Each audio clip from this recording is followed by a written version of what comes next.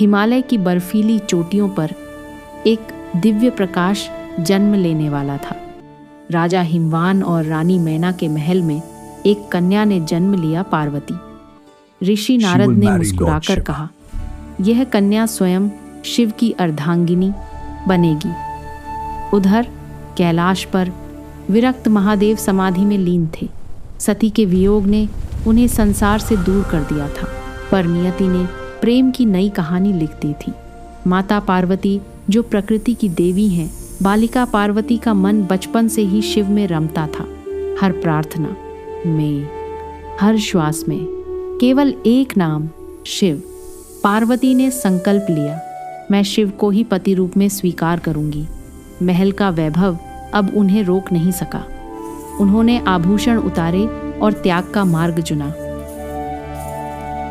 और वन की ओर निकल गई बिना डरे। तपस्या आरंभ हुई। गर्मी में अग्नि के बीच बैठी रही।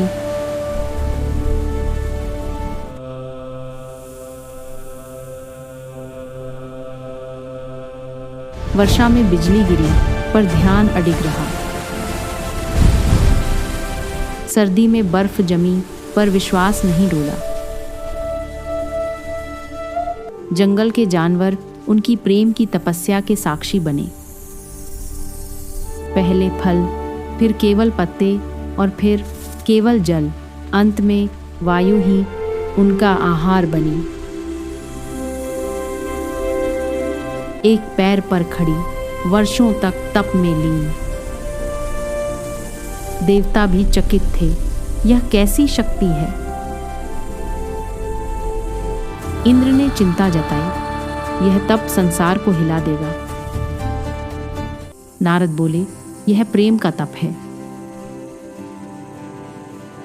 कैलाश पर महादेव ने आंखें खोली। उनके अधरों पर हल्की मुस्कान आई। उन्होंने पार्वती की परीक्षा लेने का निश्चय किया। एक साधु का रूप धारण कर वे वन में पहुंचे। उन्होंने कहा, तुम उस शिव को क्यों चाहती हो? वह भस्मधारी हैं, श्मशानवासी हैं। पार्वती ने शांत स्वर में उत्तर दिया, आप उनके स्वरूप को नहीं जानते। वे संहारक नहीं, करुणा के सागर हैं। संसार जिनसे डरता है, मैं उनमें अपना ईश्वर देखती हूँ। वन की हवाएं थम गईं। क्षण भर में साधु का रूप विलीन हुआ। दिव्य ज्योति प्रकट हुई। स्वयं महादेव सामने थे। हे पार्वती, तुम्हारे तप ने मुझे जीत लिया। पार्वती की आंखों में आनंद के आंसू थे। आकाश से पुष्प वर्षा होने लगी। हिमालय में विवाह की तैयारियां आरंभ हुई। माता पार्वती बहुत खुश थी। महादेव की बारात चली, अनोखी, अद्भुत। भूत प्रेत भी नाचते चले। माता मीना घबरा उठी। नारद मुनि ने उनको समझा। मंडप में अग्नि प्रज्वलित हुई। यह केवल विवाह नहीं था, यह शक्ति और शिव का संगम था।